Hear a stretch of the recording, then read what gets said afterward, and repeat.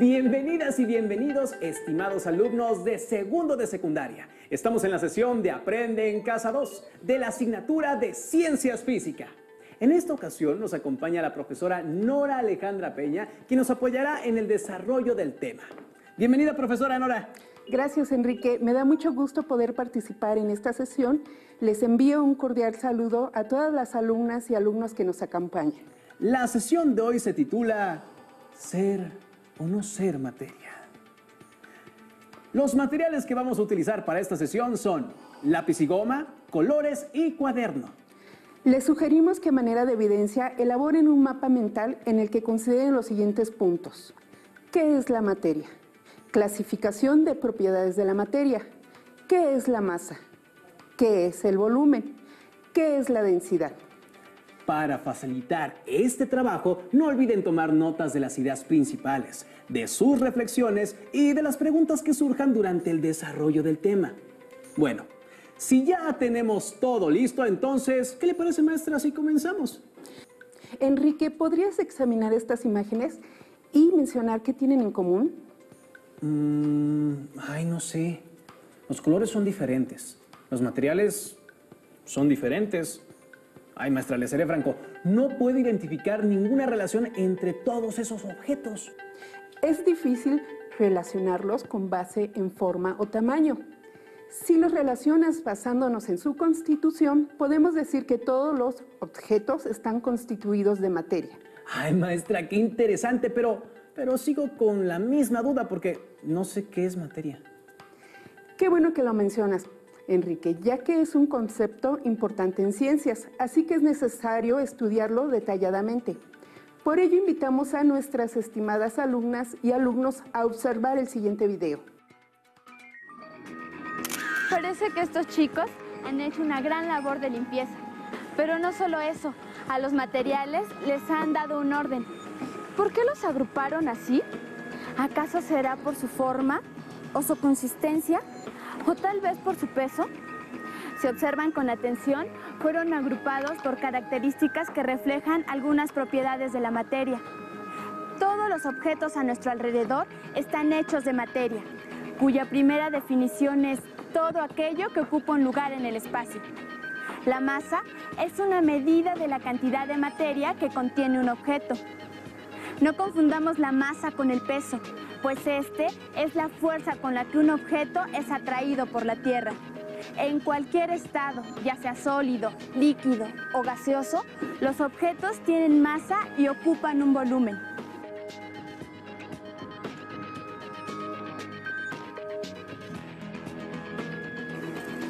Por ejemplo, esta piedra tiene masa y ocupa un espacio determinado.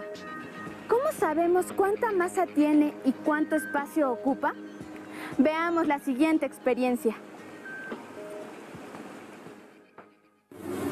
Si queremos medir la masa de distintos materiales, por ejemplo, 2 bolas de distinto material, o 2 cubos de igual tamaño, o 2 trozos de metales distintos, en estos 3 casos el espacio que ocupan los objetos es igual, pero tienen distinta masa. En cambio, estos objetos tienen la misma masa, pero ocupan diferentes volúmenes. ¿Pueden ahora saber cuánta masa y cuánto espacio ocupa un objeto? ¿Cómo se miden?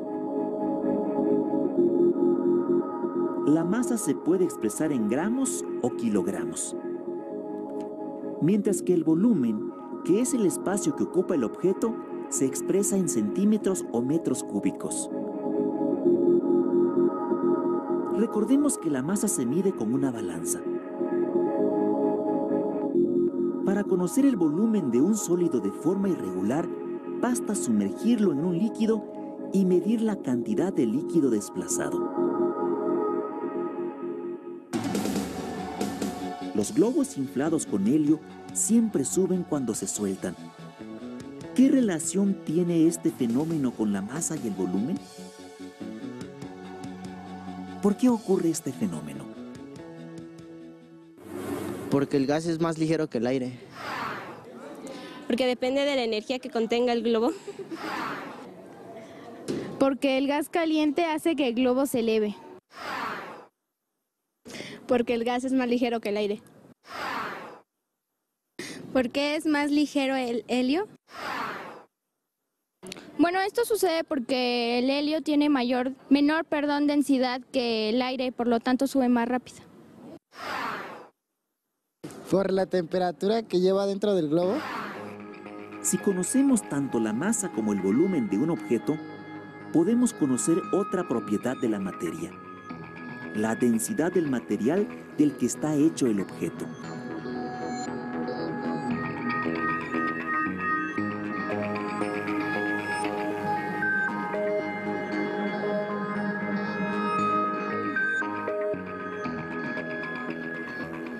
Para conocer la densidad de un material, es necesario medir su masa y el volumen que ocupa el objeto.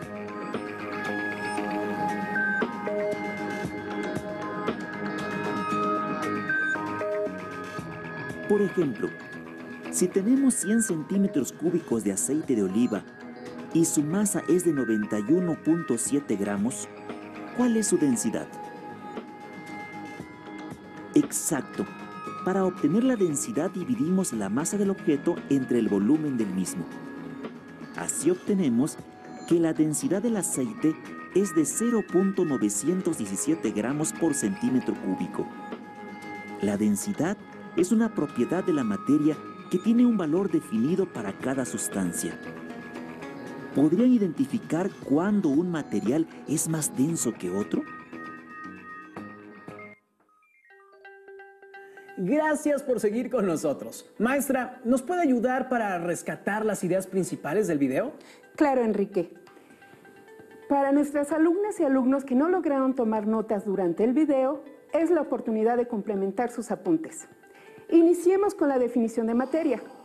La materia es todo aquello que ocupa un lugar en el espacio y posee masa y volumen. Maestra, ¿y por qué es importante estudiar la materia? Estudiamos la materia porque al conocer sus propiedades podemos desarrollar diferentes artículos que faciliten nuestra vida. Por ejemplo, podemos mezclar metales para lograr aleaciones más fuertes, pero más ligeras, necesarias en la aviación. También podemos utilizarlas para separar mezclas de diferentes líquidos. Por ejemplo, en el tratamiento de aguas residuales. Desde ese enfoque podemos decir que esto es pero muy importante. Tienes razón, Enrique. Para facilitar su estudio, se han clasificado estas propiedades en generales o extensivas y en propiedades específicas o intensivas. ¿Y cuál es la diferencia entre una y otra, profesora? Las propiedades generales o extensivas son aquellas que posee toda la materia. Este es el caso de la masa, el volumen y la impenetrabilidad. Por otro lado, tenemos las propiedades específicas o intrínsecas y se refieren a las características propias de cada sustancia, que permiten que podamos diferenciar una de otra. Por ejemplo, la densidad, la elasticidad, la maleabilidad, la solubilidad, color, sabor, olor o brillo.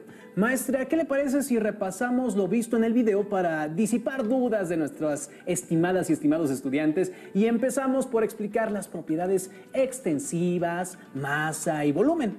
Muy bien, Enrique. Iniciaremos con la definición de masa. Se le considera masa a la cantidad de materia contenida en un cuerpo. ¿Cómo podemos determinar la cantidad de masa, profesora? La cantidad de masa la podemos determinar por medio de básculas, las cuales utilizan como unidad de medida el kilogramo. Y entonces, ¿y qué es el volumen? El volumen es el espacio que ocupa un cuerpo y se puede medir utilizando 3 longitudes: ancho, largo y alto de un cuerpo. Si usamos longitudes, entonces la unidad de medida debe estar en metros, ¿no es así? En realidad, serían metros cúbicos, Enrique. Pues recuerda que el volumen se genera al considerar 3 longitudes: ancho, largo y alto. Por ello trabajamos con metros cúbicos. Sin embargo, también se utiliza otra unidad de medida cuando se trata de figuras irregulares. Por ejemplo, nosotros no tenemos bien identificado el ancho y largo de nuestro cuerpo, únicamente la altura. ¿Cómo medirías el volumen de tu cuerpo, Enrique? Pues mediría el ancho de mis hombros y la cintura. Ay, chispas, mi cuerpo no es uniforme, ¿verdad? Hay partes más anchas y otras que no son tan anchas. La verdad es que veo difícil lograr medir mi volumen. ¿Y ustedes qué opinan, estimadas y estimados estudiantes? ¿Cómo medirían el volumen de su cuerpo? Creo que necesitamos una ayudita, profesora. Por supuesto, otra de las formas de medir un volumen es utilizando líquidos y generalmente utilizamos el agua para ello. Al utilizar líquidos es mejor utilizar medidas de capacidad, es decir, que la unidad de medida sería el litro. Ay, pues con razón, siempre que voy al mercado a comprar agua de frutas o cosas como aceite o leche, siempre me las venden en litros y no en metros cúbicos. Tienes razón, Enrique.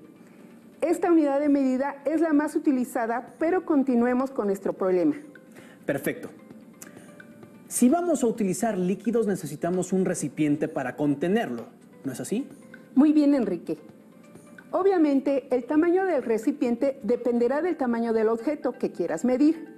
Para que lo comprendan mejor, veamos con atención la siguiente imagen y traten de responder la siguiente pregunta. ¿Qué pasó con el volumen de agua? ¿Nos puedes ayudar con la respuesta, Enrique?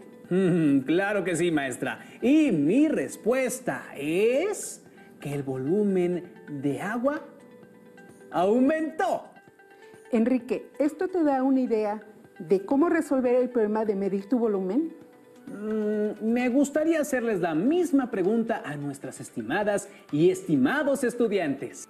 Si miraron con atención, podemos notar que existe una diferencia de volumen, por lo cual, si tenemos los datos del volumen inicial y del volumen final, podríamos restar ambas y el resultado sería el valor del volumen de nuestro cuerpo. Perfecto, Enrique. Eres muy listo. Para que no haya dudas, ¿qué te parece si lo hacemos? Me encanta la idea, pero ¿cuáles serían nuestros datos? Supongamos que el volumen en el recipiente es de 120 litros. Al inicio y al introducir el cuerpo aumenta a 190 litros. ¿Cuál es el volumen de ese cuerpo?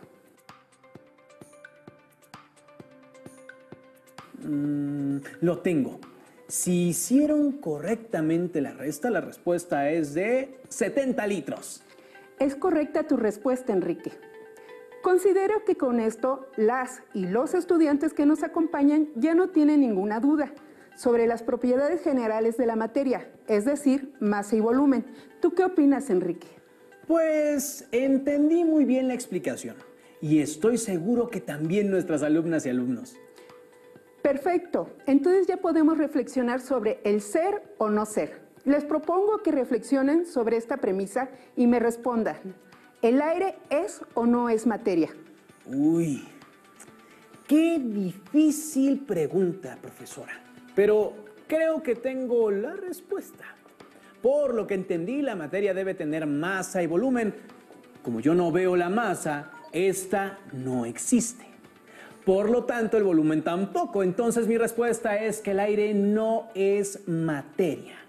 Lo siento, Enrique, pero estás en un error. Sé que es difícil de ver a primera vista. ¿Qué te parece si lo comprobamos con un pequeño experimento? Me parece muy bien, maestra. ¿Qué vamos a necesitar para hacerlo? Para nuestro experimento necesitamos 2 botellas de PET, 2 globos como estas que tenemos aquí. Listo. ¿Y qué hacemos ahora? Ahora te voy a pedir que introduzcas el globo dentro del envase dejando la boquilla.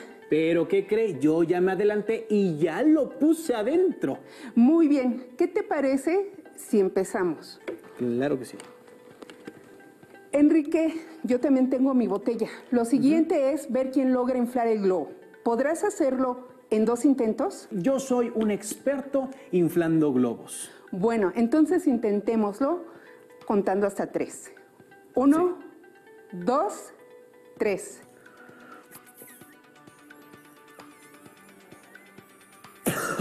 Ay, ay, ay.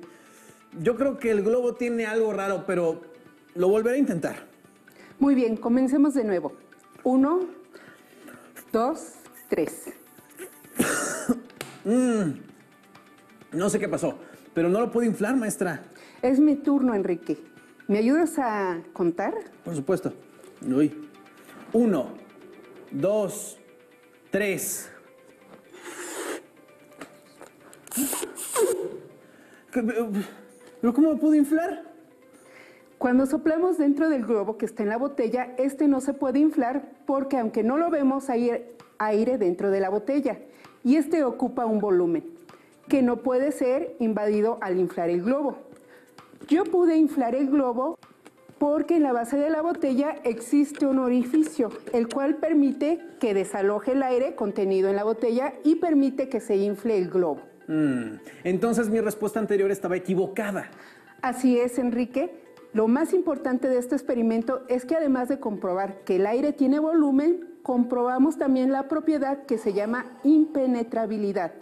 Es decir, que dos cuerpos no pueden ocupar el mismo espacio al mismo tiempo. Entonces, ¿también es posible que tenga masa? Claro, el aire también tiene masa. Sin embargo, esta cantidad de masa es más difícil de observar, ya que necesitamos básculas más sofisticadas que sean capaces de detectar cantidades muy pequeñas. Claro, pues recordemos que el aire es un gas y de acuerdo con nuestro modelo de partículas, estas se encuentran muy dispersas, es decir, que tenemos poca materia en un volumen muy grande. No lo pudiste haber dicho mejor, Enrique. Para continuar, ahora hablaremos de una tercera propiedad que es la densidad. Esta es una propiedad específica, es decir, que es característica de cada elemento. Son como nuestras huellas digitales, maestra. Has dado un muy buen ejemplo, Enrique, pues esta característica es única para cada elemento, por lo cual nos permite diferenciarlo de otros. ¿Cómo podemos entender la densidad, maestra? ¿Te parece si hacemos una pequeña demostración para que entendamos qué es la densidad? Pero por supuesto, claro. Tenemos aquí 3 tubos de ensayo con diferentes sustancias. En el primero tenemos miel, en el segundo tenemos alcohol y en el tercero tenemos aceite de ricino. Mientras yo los vierto en la probeta, ¿me puedes apoyar realizando una hipótesis de lo que va a suceder? Probablemente se mezclarán, tendremos un nuevo compuesto. ¿No es así? No necesariamente. Enrique, si ves los líquidos, estos se van separando y van ocupando un lugar en la probeta. ¡Ay, maestra! Se está empezando a ver bastante bonito. Pero, ¿por qué pasa esto? Veamos la definición de densidad y con base en ella, algunas preguntas guía. ¿Te parece si tú mismo lo explicas? Claro que sí, maestra. También invito a las alumnas y alumnos a que lo intenten en su casa y argumenten. ¿Por qué se separan los diferentes líquidos? Entonces iniciemos. Se considera la densidad como la cantidad de masa que ocupa determinado volumen. Dado que esto implica una relación entre la masa y el volumen, su unidad de medida son gramos por centímetro cúbico, en el caso de sólidos, o gramos por mililitro en el caso de líquidos. Con base en esta aseveración y para comprender qué pasó en la probeta, utilicen las siguientes preguntas guía para reflexionar. ¿Qué líquido se posicionará en la parte superior de la probeta? ¿Qué líquido se encuentra en la parte más baja de la probeta? Con los datos de densidad de cada líquido presentados en la siguiente imagen, ¿qué líquido esperas que se encuentre a la mitad de la probeta? Enrique, ¿podrías explicar lo que entendiste? Claro, maestra. Espero que esté bien. Si no es así, por favor, corríjame. Cuenta con ello, Enrique. Lo que entendí es que un líquido es más denso. Si este contiene más masa en un determinado volumen, por lo tanto, el líquido que tiene más masa se irá al fondo de la probeta porque es más pesado. Por otro lado, el líquido que tiene menos masa ocupará la parte superior de la probeta porque al tener menos masa es más ligero. Finalmente, de acuerdo a los datos de densidad presentados en la tabla, el líquido que estará en la parte media de la tabla será el aceite. Excelente explicación, Enrique. Si vemos la probeta, efectivamente los líquidos están ordenados de acuerdo con su valor de densidad, siendo el más denso el que está en el fondo. En este caso es la miel, el menos denso el que se encuentra en la parte superior, en este caso es el alcohol. Fascinante, maestra. ¿Podemos ejemplificar otro uso de la densidad? Propongamos el ejemplo que pasó hace mucho tiempo. Para ser más preciso, en el siglo III antes de nuestra era, el rey Hierón de Siracusa solicitó a un orfebre que creara la corona más hermosa de oro, pues le gustaba ser muy ostentoso, y para ello le dio un lingote de oro puro. Al recibirla notó algo raro, pero no pudo describir qué era y empezó a sospechar que la corona no era totalmente de oro. Pues en aquellos tiempos una práctica muy usada para la estafa era sustituir una parte de oro por plata. Entonces mandó a llamar a Arquímedes, quien era famoso por ser un matemático muy sabio. El rey le expuso el problema y Arquímedes supo en un instante que tendría que calcular la densidad de la corona. Sin embargo, carecía de toda la tecnología que hoy en día conocemos. Por lo cual, lo único que pudo hacer fue pesar la corona y el lingote y comprobar que pesaban lo mismo. Ahora lo único que necesitaba era calcular el volumen y la única manera de hacerlo era fundiendo la corona. Al rey le gustaba mucho su corona y no quiso fundirla hasta que existiera una evidencia contundente de que lo habían engañado. Arquímedes, a pesar de invertir tiempo para encontrar la respuesta, no lo lograba, hasta que un día, al tomar un baño en una tina, Arquímedes se percató de que conforme se iba adentrando en la tina, el volumen de agua subía, lo que lo llevó a asociar conceptos y comprender el hecho de que, al sumergirse, la cantidad de agua desplazada equivalía a su volumen. Entonces gritó, ¡Eureka!, que en español significa lo he encontrado. Luego salió corriendo hacia el castillo y tomó una pieza de plata y una de oro del mismo peso que la corona. Y las introdujo por separado en una vasija. Midió el volumen desplazado de cada una y finalmente hizo lo mismo con la corona. Al tener el dato de los 3 volúmenes, se dio cuenta que el volumen de la corona se encontraba entre el volumen de oro y el volumen de la plata. De esta manera pudo demostrar que el orfebre había engañado al rey y le había dado plata por oro. Con este relato nos podemos dar cuenta de la importancia de conocer las propiedades de la materia, no nada más para diferenciar un material de otro, sino también para aplicarlas en el desarrollo de nuevas tecnologías.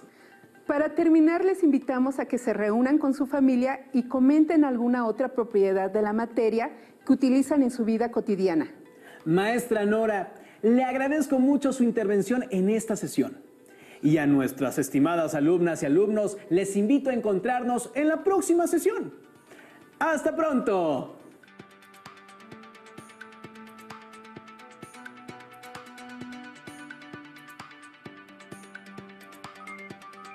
Si tienes dudas o necesitas ayuda, llama al Centro de Apoyo Pedagógico a Distancia.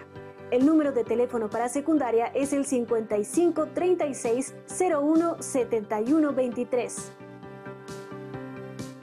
Si requieres consultar los libros de texto en versión digital, recuerda que los puedes encontrar en la página conalitec.cep.gov.mx. Y recuerda que también cuentas con el sitio aprendeencasa.cep.gov.mx, en donde podrás ver nuevamente los videos de los programas y además encontrarás actividades para fortalecer tus aprendizajes.